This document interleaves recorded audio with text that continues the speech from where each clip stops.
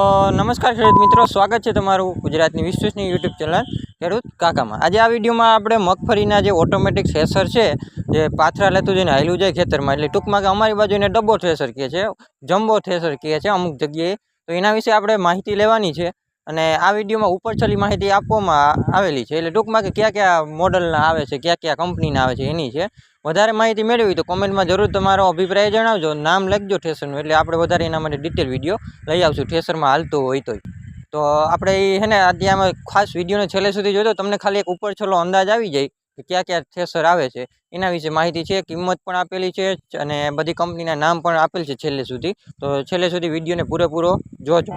તો ચાલો વિડીયોની શરૂઆત કરીએ। એ પહેલાં ચેનલને સબસ્ક્રાઈબ ન કરી તો ચેનલને સબસ્ક્રાઈબ કરી દો, વિડીયોને શેર કરી દો અને લાઇક કરી દેજો। તો ચાલો હવે વિડીયોની શરૂઆત કરીએ। તો ચાલો સૌથી પહેલાં આપણે વાત કરીશું ડબ્બામાં જે થ્રેસર છે, જે ભગવતી થ્રેસર હળવદનું છે। તમે જોઈ શકો છો વિડીયોમાં આખે પૂરેપૂરું આપણે બ્લુ કલરમાં આવે છે, ભગવતી થ્રેસર હળવદની બનાવટ છે।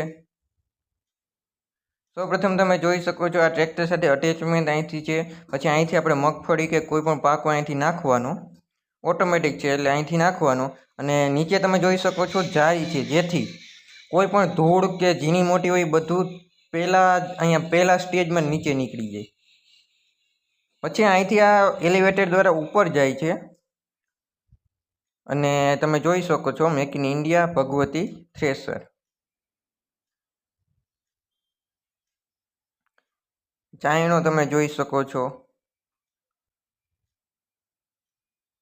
અહીંયા કોઈ વધારાનો જે વસ્તુ હોય કે ઓવર થાય ચાયણો તો અહીંથી વધારાની વસ્તુ અહીંયા સ્ટોર થાય છે।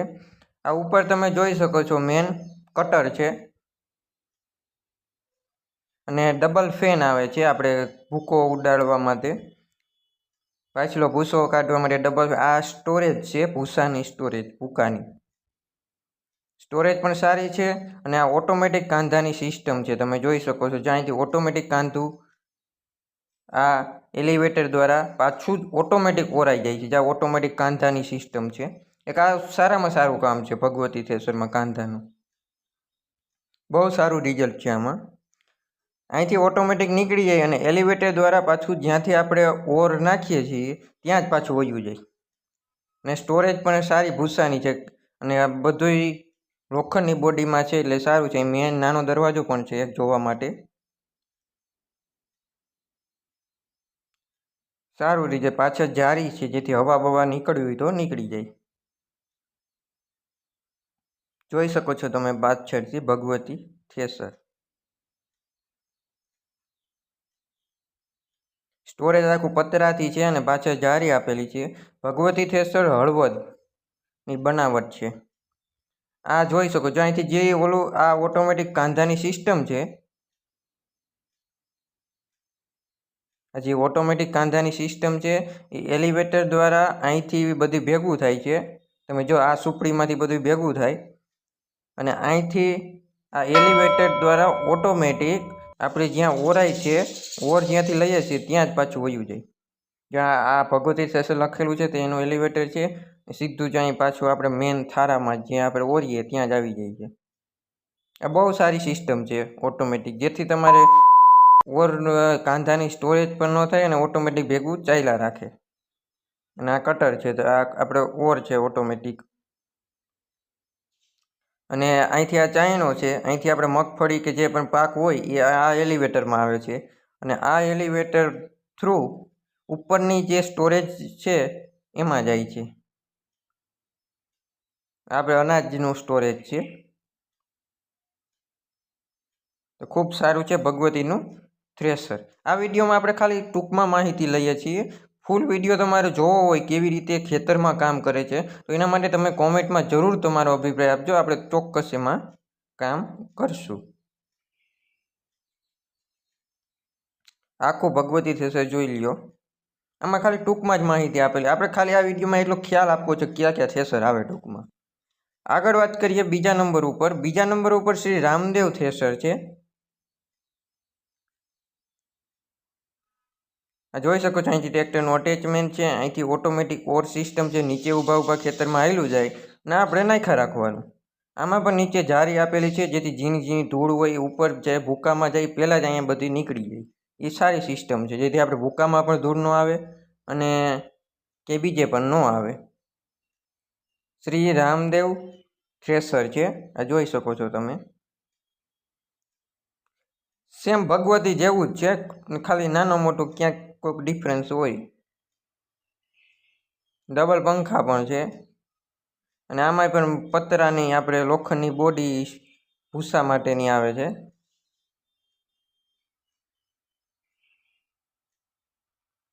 આ બારી છે, જ્યાંથી અંદર જવું હોય તો જોઈ શકાય.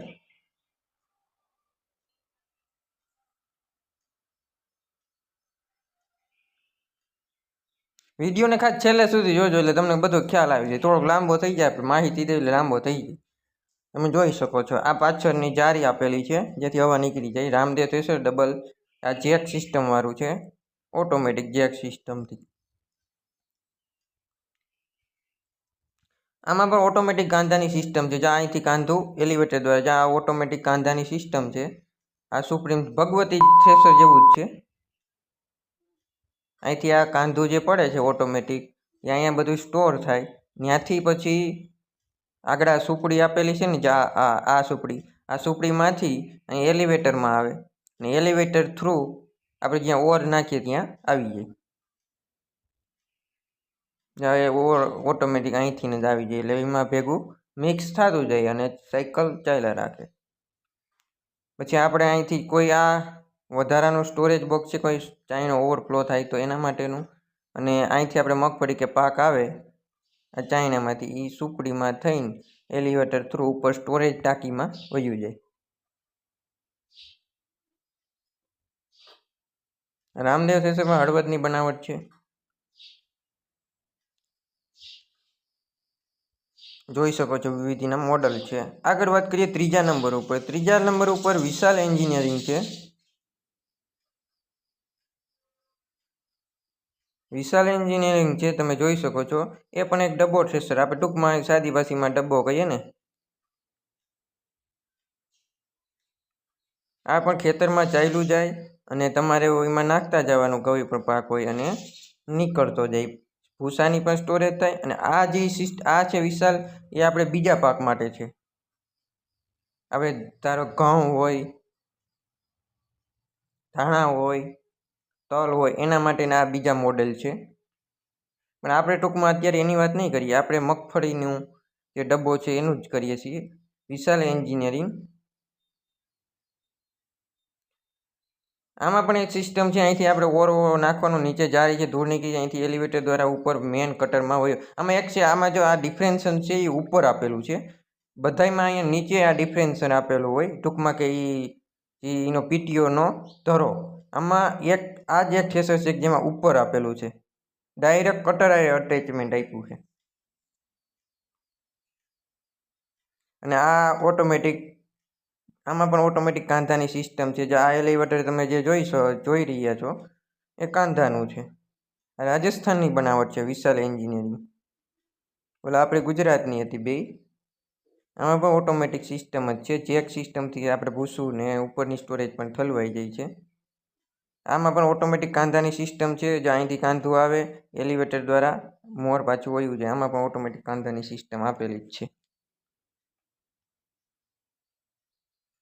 આ કાંધાનું આગળ પાછળ ભૂકો કે આપણે ભૂસો સ્ટોર કરી શકીએ એ માટેનું પાછળ જારી આપેલી છે.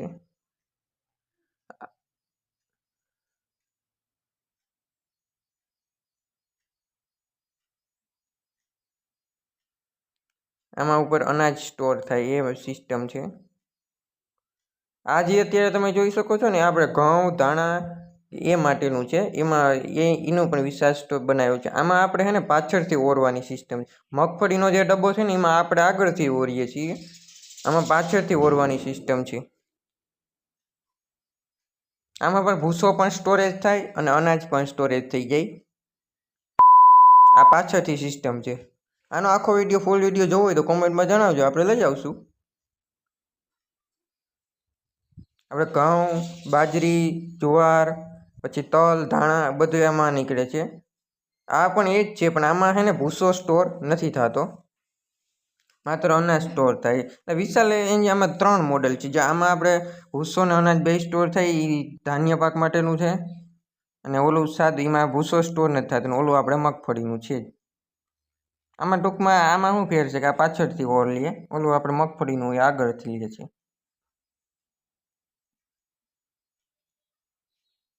વિશાલ એન્જિન એની રાજસ્થાનની બનાવટ છે, એના અલગ અલગ મોડલ છે. અને હવે આપણે આગળ વાત કરીએ પ્રમુખમાનની. પ્રમુખમાનનું પણ સેમ જ કામ છે, બધા થ્રેસર આપણે ભગવતીનું જોયું, રામદેવનું જોયું, વિશાલી સેમ કામ છે. પ્રમુખમાનમાં ખાલી ડિફરન્સ એટલો છે કે કાંધાનો સ્ટોર આમાં થતો નથી. કાંધું તમારે પાછું છેલ્લે કાઢવું પડે, એ સ્ટોર થાય પછી, અને પાછળ આપણે એમાં પતરાનું આવે, આમાં કાપડ આવે. બીજા બધા થ્રેસરમાં પાછળ ભૂસાનું જે છે એમાં લોખંડનું પતરાનું સ્ટોરેજ આવે, આમાં કાપડનું છે. બાકી બધી સિસ્ટમ સેમ છે, કાંધાનું ઓટોમેટિક નથી પ્રમુખમાનમાં. અને બધાની અંદાજિત કિંમતની વાત કરીએ તો 7 લાખથી 8, 8.5 સુધીમાં જેવા મોડલ પ્રમાણે ભાવ છે. તમારે ફૂલ વિડીયો જોવો હોય તો કોમેન્ટમાં જણાવજો, તો આપણે એ માટે લઈ આવશું.